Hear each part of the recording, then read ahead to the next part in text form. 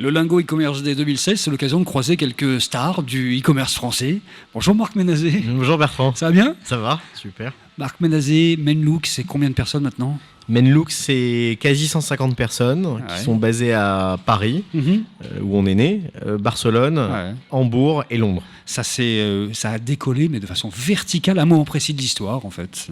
Non, c'est une entreprise que j'ai lancée en septembre 2010, donc on vient à peine de fêter nos 6 ans. C'est une entreprise qui s'est lancée sur un marché qui était assez vierge, qui était le marché de la mode masculine. Oui, parce que Menlook, on n'a même pas dit ce que c'était, mais enfin Menlook. Voilà, Menlook, donc voilà, on est la première plateforme en Europe de vente de mode masculine, donc prêt-à-porter, chaussures, accessoires, avec la particularité d'opérer nos propres stocks. Donc de vendre des produits et des marques qui sont disponibles dans le retail à l'instant où je parle, et d'avoir une marketplace. Donc voilà. Et puis l'intelligence d'avoir un nom qui permet de circuler partout facilement, ce qui n'est pas le cas de tout le monde. Il y en a qui sont ici en train de s'internationaliser et qui ont des noms à couper au couteau quand on parle en espagnol ou en allemand, quoi. Alors c'est un très bon point, c'est quand on a lancé le projet, on s'est dit voilà, on va dans la mode. La particularité de la mode, c'est de vendre des marques qui généralement sont des grandes marques et sont connues partout dans le monde. Donc on a besoin, de raconter ce qu'on fait dans notre nom de façon assez simple, et deuxièmement que tout le monde le comprenne. Donc voilà, Menlook. Résultat, 6 ans après, Menlook, c'est 75% du chiffre d'affaires à l'export, c'est ça, hein ? Alors, c'est 75% de son chiffre d'affaires à l'export. On fait 75% de notre chiffre d'affaires en Europe, France compris.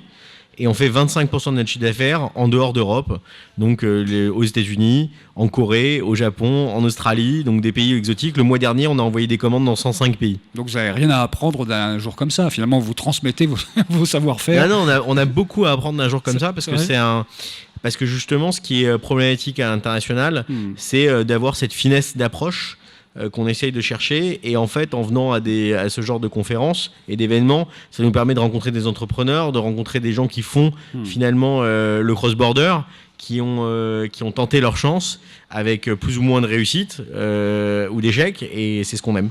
Tous ceux qui font du e-commerce français et qui s'exportent, qui veulent ouvrir des bureaux à l'étranger, choisissent soit de faire venir des natifs en France, c'est le cas de Lingo par exemple, qui a 18 nationalités ici à Paris, ou alors d'ouvrir des bureaux à l'étranger. Ce que vous avez fait aussi, c'est un mix des deux, ça. Nous on a une trajectoire quand on regarde l'étranger qui est un petit peu différente. On a un site en anglais qui permet de ratisser assez large, et dès lors qu'on voit qu'il y a des populations qui s'intéressent à nous, on se dit qu'on doit un peu customiser, excusez-moi le franglais parce que j'arrive pas à m'en défaire, personnaliser l'expérience, et notamment personnaliser l'expérience à travers la langue, à travers l'expérience d'achat, donc c'est généralement le transport et d'encaisser dans la devise, et éventuellement un service client à la hauteur, et éventuellement de l'assortiment.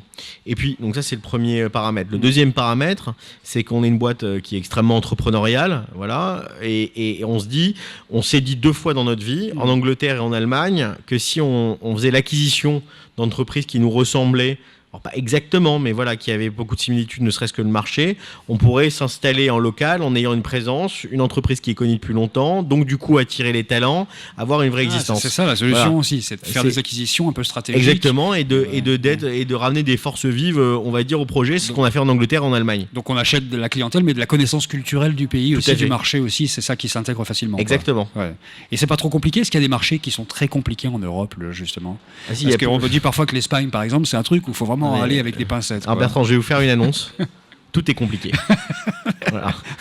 Tout est compliqué parce qu'en finalement, je dis souvent, il n'y a que les Américains qui pensent que l'Europe c'est un pays. Oui, ça c'est vrai. Voilà. L'Europe, c'est difficile de monter un projet européen, puisque finalement chaque pays est un projet en tant que tel. Alors bien sûr, on va bien penser, donc on va mutualiser la ressource technologique, plein de choses. Mais le fait est que l'approche du pays, elle peut pas se mutualiser, puisque chaque pays est différent, les usages sont différents, les moyens de paiement sont différents, les moyens de transport sont différents, et donc la logique pour performer, c'est vraiment de s'adapter au mieux. Et est-ce qu'il y a un pays en particulier en Europe qui est compliqué ? Je dirais bien sûr l'Allemagne. L'Allemagne, c'est extrêmement compliqué, parce que les méthodes et l'usage et le consommateur est très différent de partout ailleurs. Ici, on parle de cross-border, mais on parle de cross-tout, en fait, de cross-data également, ça vous parle, ça ? Pas du tout, ça veut dire quoi ? Cross-data, j'en sais rien, c'est le mélange le traitement des data au niveau international. Ouais, voilà, pourquoi pas. Ouais, cross-data. Je comptais sur vous pour en parler. Bertrand, je vais vous dire un truc. Tout est big ou tout est data ? C'est vrai. Voilà, donc cross big, cross big data, pourquoi pas. Allez, on a un truc pour terminer. Il faut mettre les lunettes. Ah ouais, Marc. pas de problème, super. Voilà, et parler du projet principal, de l'enjeu principal de 2017 pour Menlook. Alors l'enjeu principal de Menlook, c'est que depuis un an, en fait, on a créé notre marketplace. Ouais. Donc quelque chose qui est extrêmement nouveau pour nous. On accueille des marques et des marchands qui veulent cibler les hommes, donc à peu près quasiment 5 millions de visites par mois.